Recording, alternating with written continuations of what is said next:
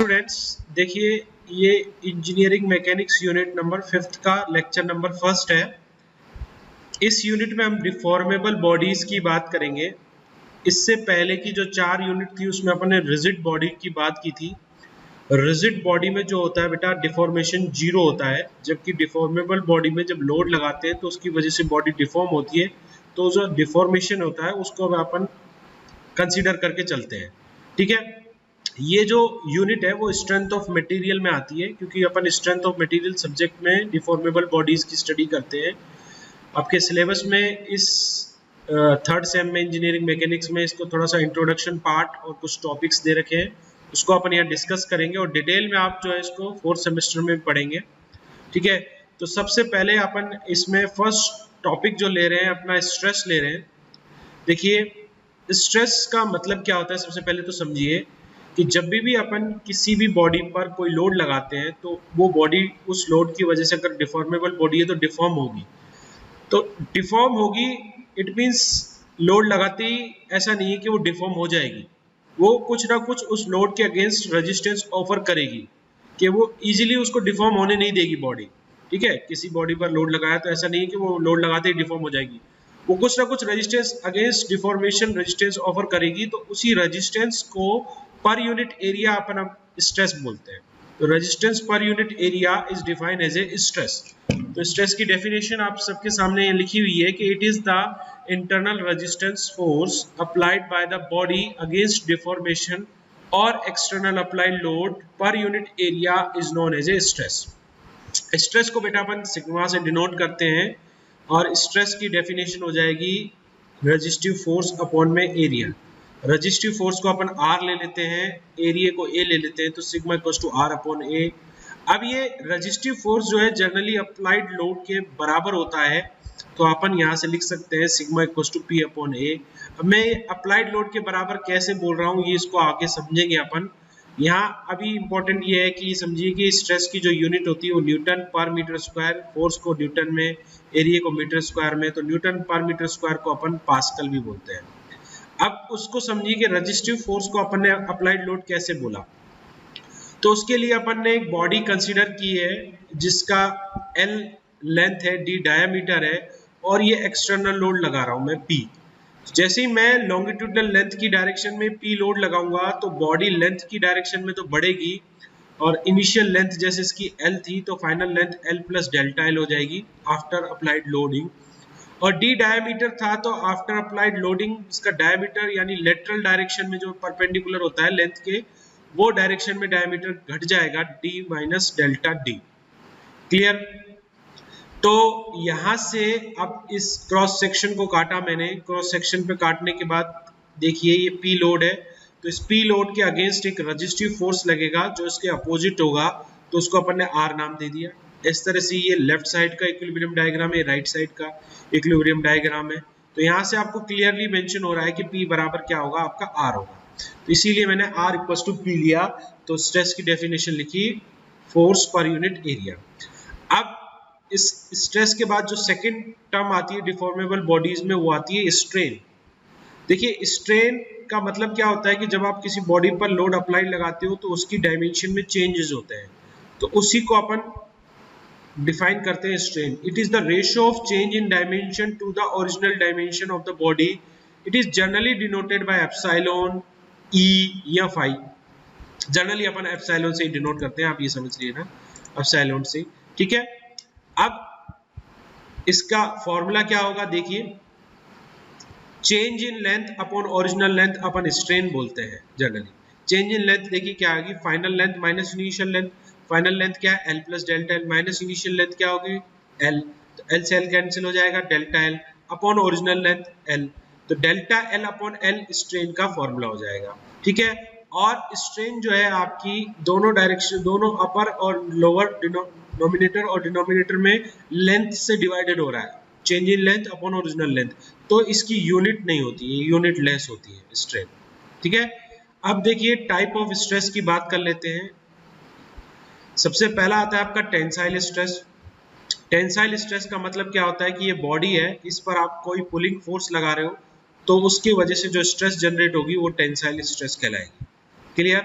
Next आता है compressive stress. Compressive stress का मतलब क्या हो गया कि अगर आप पुशिंग फोर्स लगा रहे हो तो उसकी वजह से जो स्ट्रेस जनरेट होगी उसको अपन कंप्रेसिव स्ट्रेस कहेंगे। ये क्रॉस सेक्शन काटोगे तो ये P है, तो रेजिस्टिव फोर्स अंदर की तरफ होगा, इसमें रेजिस्टिव फोर्स बाहर की तरफ होगा, ठीक है। तो ये आपका कंप्रेसिव स्ट्रेस हो जाएगा। ये दोनों हो गए टेंसाइल स्ट्रेस, कंप्रेसिव स्ट्रेस। एक तीसरे टाइप की स्ट्रेस होती है शियर स्ट्रेस। ये अपन जो है टेंजेंशियली डायरेक्शन में लगाते हैं। When two equal and opposite forces are applied along the tangential direction. देखिए इसमें अपन लॉन्गिट्यूडनल डायरेक्शन में फोर्स लगा रहे थे, जबकि इसमें अपन टेंजेंशियल डायरेक्शन में लगाएंगे। टेंजेंशियल डायरेक्शन में फोर्स लगा दिया, तो जब अपन टेंजेंशियल डायरेक्शन में फोर्स लगाते हैं तो उसकी वजह से जो स्ट्रेस डेवलप होती है उसको शियर स्ट्रेस बोलते हैं, और शियर स्ट्रेस के करस्पॉन्डिंग जो स्ट्रेन होता है उसको अपन शियर स्ट्रेन बोलेंगे, ठीक है।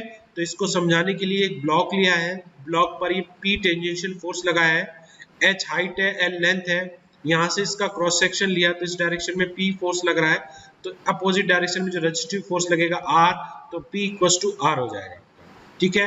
तो शियर स्ट्रेस को अपन टाउ से डिनोट करते हैं, यहाँ समझना टाउ से शियर स्ट्रेस को डिनोट कर रहे हैं। स्ट्रेस का फॉर्मूला वही है, शियर है लेकिन स्ट्रेस है, तो स्ट्रेस का फॉर्मूला वही होता है रेजिस्टिव फोर्स अपॉन एरिया। तो resistive force R upon area A, R को अपन P लिख सकते हैं, एरिया को L इंटू W लिख सकते हैं, और L लेंथ हो जाएगी तो W अपन 1 मीटर ले लेंगे, तो पर यूनिट जो स्ट्रेस आ जाएगी वो आ जाएगी P अपॉन L न्यूटन पर mm मीटर स्क्वायर, मीटर में लेते हैं तो, ठीक है। ये तीनों टाइप ऑफ स्ट्रेस हो गई, tensile stress, compressive stress, shear stress. Now अब अपन ने सेकंड टर्म पढ़ी थी स्ट्रेन, तो स्ट्रेन भी 3 टाइप से होता है आपका, तो उसको अपन देख लेते हैं। सबसे पहला आता है लॉन्गिट्यूडनल स्ट्रेन।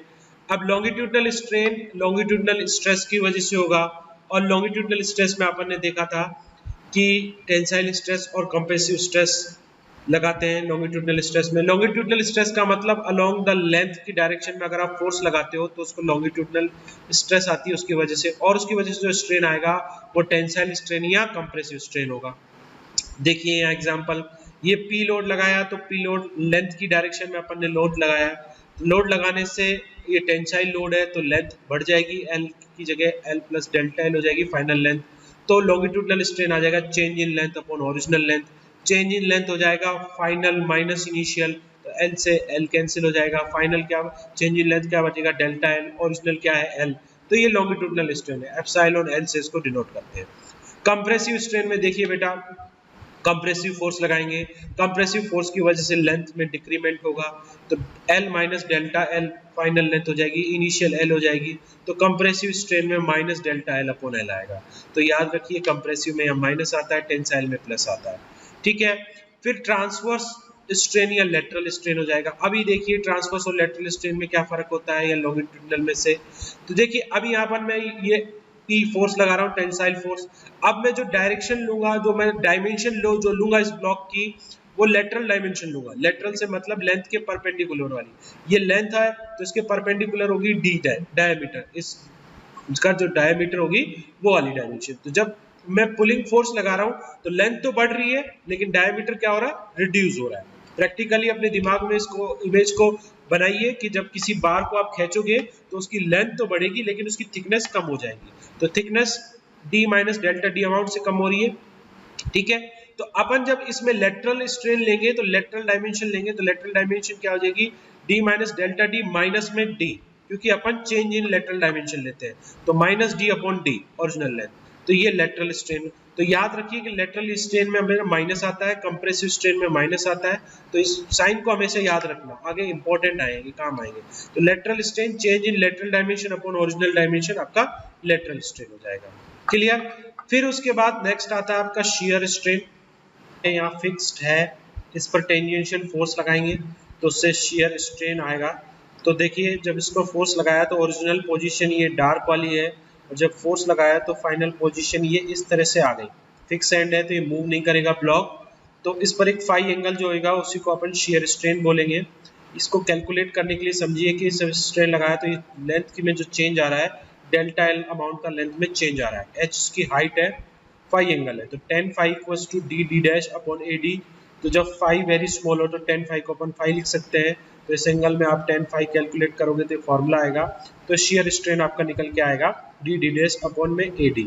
तो शेयर स्ट्रेन को आप लिख सकते हैं phi equals to delta H L upon H। ठीक है, नाउ नेक्स्ट टाइप का जो स्ट्रेन निकल के आता है वो आता है वॉल्यूमेट्रिक स्ट्रेन। तो देखिए कि क्यूबॉइडल बॉडी है, इस बॉडी पर अपन डिफरेंट फेसेस पर जो है स्ट्रेसेस लगाते हैं, तो इसके वॉल्यूम में कुछ चेंज होगा। जैसे इनिशियल वॉल्यूम क्या है, L लेंथ है, W विड्थ है, T थिकनेस है। तो जब इस पर स्ट्रेसेस लगाते हैं तो उसकी वजह से इसके वॉल्यूम में जो चेंज होगा, तो change in volume upon original volume आपका वॉल्यूमेट्रिक स्ट्रेन कहलाएगा। तो यहाँ से समझना तीन टाइप की अपन ने स्ट्रेस पढ़ी, टेंसाइल स्ट्रेस, कंप्रेसिव स्ट्रेस और शियर स्ट्रेस। उसके करस्पॉन्डिंग चार टाइप के अपन ने स्ट्रेन पढ़े, लॉन्गिट्यूडनल स्ट्रेन, ठीक है, शियर स्ट्रेन, वॉल्यूमेट्रिक स्ट्रेन और आपका लेटरल स्ट्रेन। ठीक है, तो इस तरह से ये स्ट्रेस स्ट्रेन हो गया अपना। तो ये स्ट्रेस स्ट्रेन का कंप्लीट हो गया। अब नेक्स्ट अपन चलते हैं आगे हुक्स लॉ की तरफ। देखिए वेरी वेरी इंपॉर्टेंट टॉपिक है हुक्स लॉ। देखो हुक्स ने एक लॉ दिया था, स्ट्रेस और स्ट्रेन में एक रिलेशन बताया था। उसने कहा क्या था कि it state that the stress sigma is directly proportional to strain when a body is stress loaded with in elastic limit. Elastic limit का मतलब समझना बेटा, इलास्टिक लिमिट का मतलब होता है कि अगर किसी बॉडी पर अपन कोई फोर्स लगाते हैं तो उसकी वजह से बॉडी में डिफॉर्मेशन होता है। अगर आप इलास्टिक लिमिट तक वो फोर्स को लगा रहे हो और उसको रिमूव कर रहे हो तो बॉडी अपने ओरिजिनल शेप को रीगेन कर लेती है, तो उसको लेते हैं इलास्टिक लिमिट। तो इलास्टिक लिमिट तक ये लॉ जो है वैलिड होता है। ठीक है, अब आपने जैसे कि किसी बॉडी पर फोर्स लगाया, फोर्स लगाने से उसमें कुछ डिफॉर्मेशन हुआ, फोर्स हटाया, वो अपनी ओरिजिनल शेप में आ गई, तो वो इलास्टिक बॉडी कहलाएगी। लेकिन अगर आपने फोर्स लगाया, उसमें डिफॉर्मेशन हुआ और फोर्स हटाने पर वो अपनी ओरिजिनल पोजीशन पे नहीं आएगी, तो वो इलास्टिक लिमिट नहीं कहलाएगी, फिर वो प्लास्टिक लिमिट कहलाती है। यानी बॉडी प्लास्टिक स्टेट में चली गई है, इट मींस उसमें परमानेंट डिफॉर्मेशन आ चुका है। अब वो डिफॉर्मेशन आपका कवर नहीं हो सकता है आफ्टर रिमूविंग लोड। ठीक है, लेकिन इलास्टिक लिमिट में क्या होगा कि आप लोड लगाओगे, डिफॉर्मेशन होगा, लोड हटा लोगे, ओरिजिनल पोजीशन रीगेन हो जाएगी, तो वो कहलाती है इलास्टिक लिमिट। क्लियर? तो हुक्स लॉ इलास्टिक लिमिट तक वैलिड होता है। फर्स्ट पॉइंट समझना, वो कहता है कि stress is directly proportional to strain. तो अब ये जो प्रोपोर्शनल वाला साइन है इसको रिमूव करोगे तो stress equals to E times of strain आएगा। E equals to stress upon strain होगा, और ई क्या होता है, मॉड्यूलस ऑफ इलास्टिसिटी होता है। तो ये कांस्टेंट दिया था हुक्स ने, ई, वो कहलाता है मॉड्यूलस ऑफ इलास्टिसिटी। ठीक है, सिग्मा स्ट्रेस एप्सिलॉन स्ट्रेन। अब देखिए ये मॉड्यूलस ऑफ इलास्टिसिटी ये क्या है, it is the ratio of, अभी अपन ने ऊपर देख ही लिया, it is the ratio of stress चाहे tensile compressive to the strain with in elastic limit which remains constant. Elastic limit में इसकी वैल्यू कांस्टेंट होगी, और ये स्ट्रेस स्ट्रेन डायरेक्टली प्रोपोर्शनल होते हैं। तो ये जो कर्व निकल के आता है इनके बीच में, स्ट्रेस स्ट्रेन के बीच में, ये गलत ले रखा है बेटा, स्ट्रेस जो है वाई एक्सिस पर आती है, स्ट्रेन एक्स एक्सिस पर आता है, यहाँ गलत ले रखा है, तो इसमें करेक्शन कर लेना। ठीक है, तो यहाँ से ये जो आपका निकल के आता है इसको करेक्ट कर देते हैं। अभी ये स्ट्रेन यहाँ नहीं आएगा। ठीक है, तो ये आपका जो है